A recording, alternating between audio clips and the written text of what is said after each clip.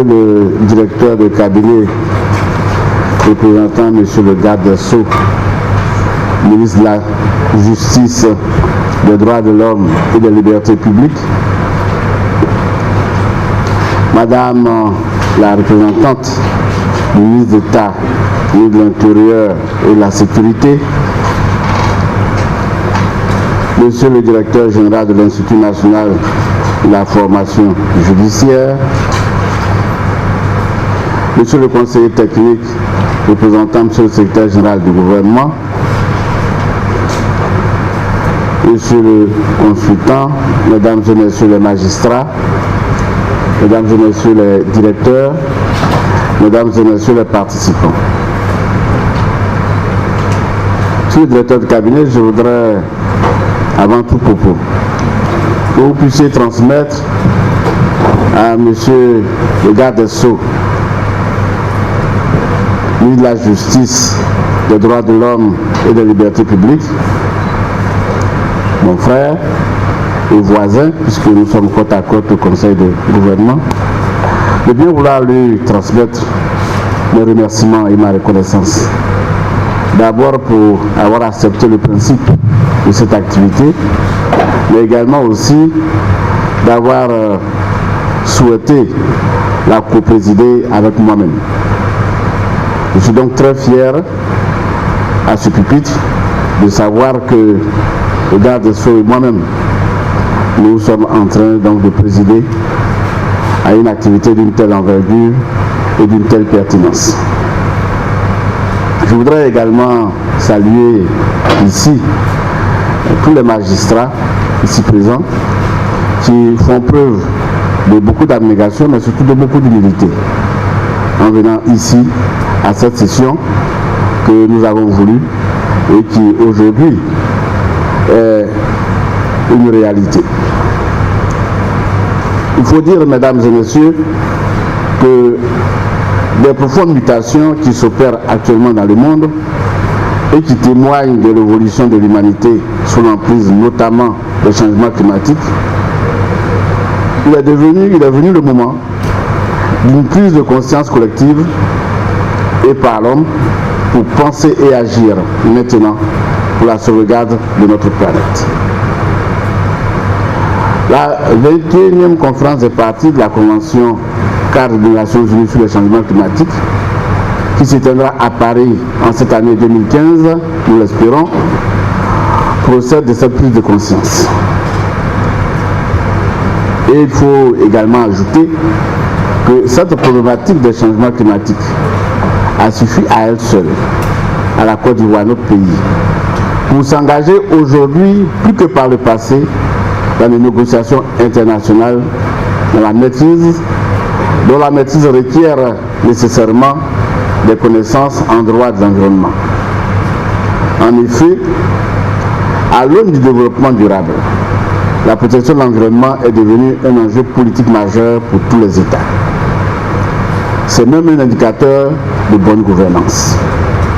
Je voudrais donc apprécier à sa juste valeur la décision, mesdames et messieurs les magistrats, que vous avez volontairement prise de venir ici, je l'ai dit tout à l'heure, en toute humilité, consolider ou ajouter à votre formation de juriste déjà complète quelques éléments de ce droit nouveau applicable à l'environnement, qui est une constante mutation au niveau national comme international. Mesdames et messieurs, c'est le lieu d'indiquer que la Côte d'Ivoire a commencé à s'intéresser à la problématique environnementale dès la première décennie de son indépendance.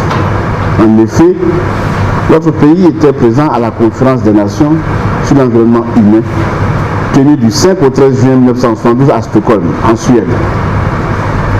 Et cette conférence a consacré la création du programme des Nations Unies pour l'environnement, le PNUE, et institué la Journée mondiale de l'environnement commémorée le 5 juin de chaque année.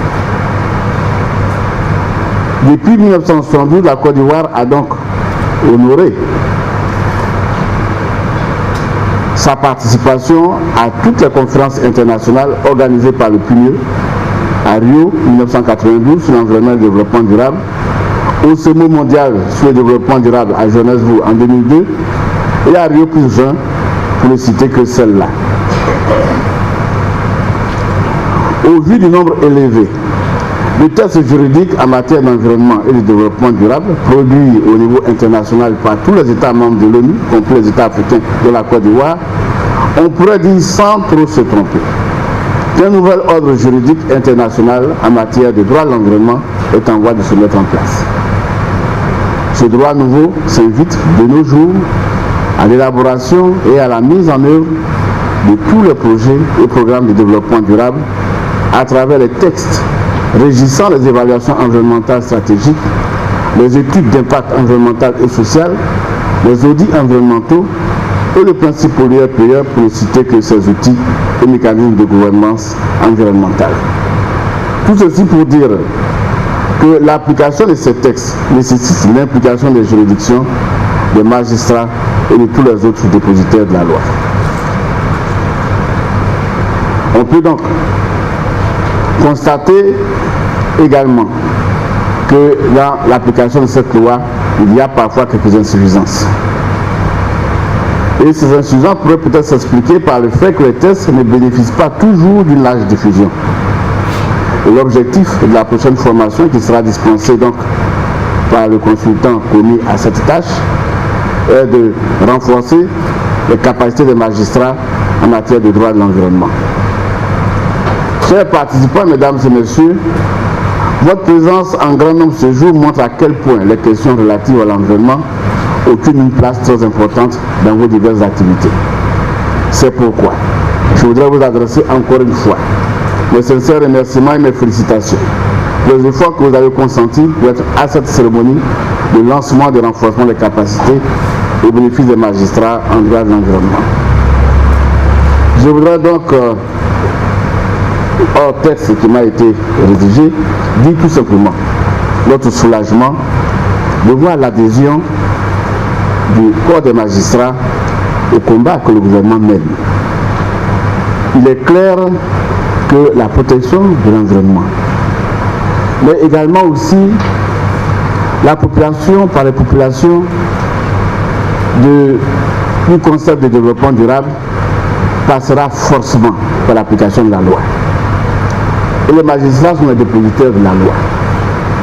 Dès lors qu'ils sont conscientisés à la chose environnementale, à la nécessité de faire en sorte que chaque citoyen respecte l'environnement, que chaque citoyen ait un réflexe dans le sens du développement durable, nous sommes sûrs que nos compatriotes obéiront.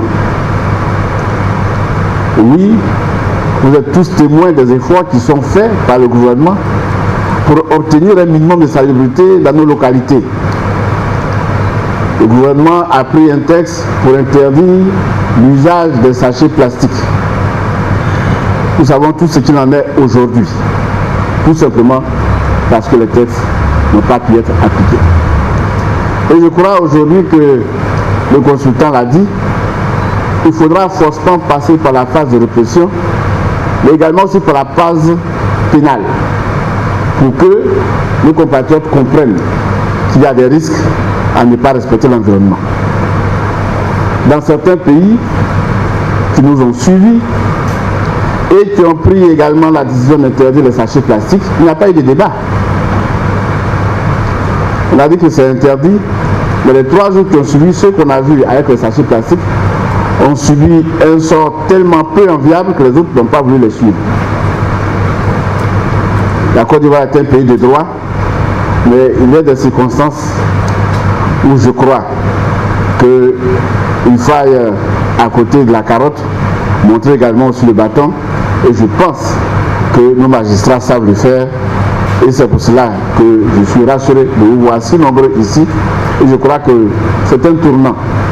À partir d'aujourd'hui, les choses vont certainement changer. J'espère que cette activité sera médiatisée pour que nos frères et nos sœurs sachent que vous êtes entrés dans la danse. Et je pense que cela va certainement inciter à beaucoup plus de sagesse concernant la protection de l'environnement. Je vous remercie.